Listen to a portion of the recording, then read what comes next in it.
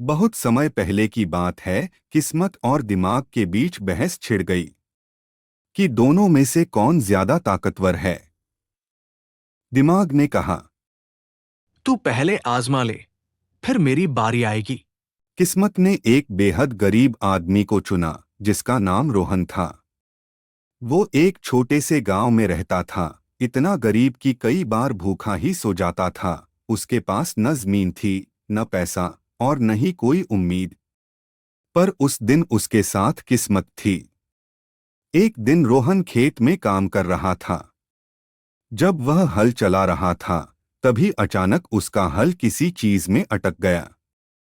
पहले तो उसने सोचा कि कोई पत्थर है, लेकिन जब जरा गौर से देखा तो वो कोई पत्थर नहीं बल्कि सोने का एक मुकुट था। रोहन हैरान रह गया। सोचने लगा, क्या करूं इस मुकुट का? ये तो राजा पहनता है, ये राजा को ही अच्छा लगेगा। ये राजा को ही देना चाहिए। अगर रोहन चाहता तो मुकुट बेच के आमिर बन सकता था, पर उसके पास दिमाग तो था नहीं। लेकिन किस्मत उसके साथ थी। वो मुकुट लेकर सीधा राजा के पास चला गया। राजा भी चौंक गया। राजा ने सोचा, कोई और होता तो इसे बेचकर आमिर बन जाता, पर इसने ईमानदारी दिखाई। राजा ने कहा, तुम्हारी सादगी और ईमानदारी से मैं बहुत खुश हूं। आज से तुम्हारा काम है रोज सुबह मुझे यही मुकुट पहनाना। इस तरह रोहन को राज दरबार में एक इज्जतदार काम मिल गया। अब बारी थी दिमाग की। दिमाग ने राजा के दरबार में एक चतुर व्यक्ति के साथ हाथ मिलाया। उसका नाम था संजय। संजय ने जिंदगी के 20 साल कड़ी मेहनत करके राज दरबार में जगह बनाई थी। संजय ने सोचा, रोहन को बस मुकुट मिला और सीधा दरबार में। संजय के अंदर जलन भर गई। संजय ने कहा, मैं इस रोहन को यहां टिकने नहीं दूंगा। उसने चाल चली।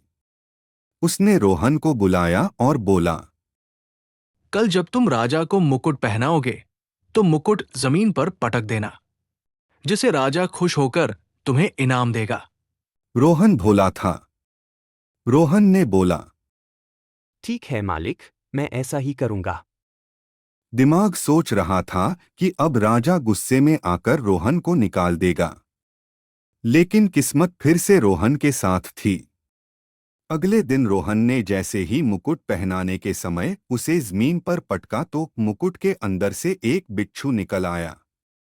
राजा चौंक पड़ा।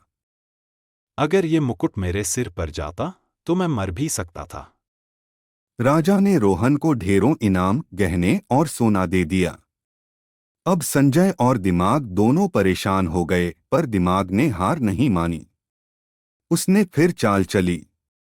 संजय ने रोहन को बुलाया और कहा, अगली बार जब दरबार लगे, तो राजा को खींच खींच कर महल से बाहर ले जाना, जिसे राजा खुश होकर और इनाम देगा। रोहन ने फिर वही भोलेपन में कहा। ठीक है मालिक। संजय मन ही मन सोचने लगा, अब की बार तो राजा गुस्से में आकर इसे जरूर भगा देगा। अगले दिन जब दरबार लगा, रोहन ने राजा को जबरदस्ती खींचते हुए बाहर ले गया। सब लोग हैरान थे। और तभी हुआ कुछ ऐसा जो किसी ने सोचा भी नहीं था। जैसे ही राजा महल से बाहर आया, पूरा महल भर भरा कर गिर गया। राजा सन्न रह गया। उसने कहा, अगर मैं अंदर होता तो आज जिंदा न रहता। इस रोहन ने मेरी जान बचा ली। अब राजा ने रोहन से कहा, तुमने बार बार मेरी जान बचाई है। आज से तुम ही इस दरबार के मालिक हो। तुम ही अब इस राज्य के राजा हो।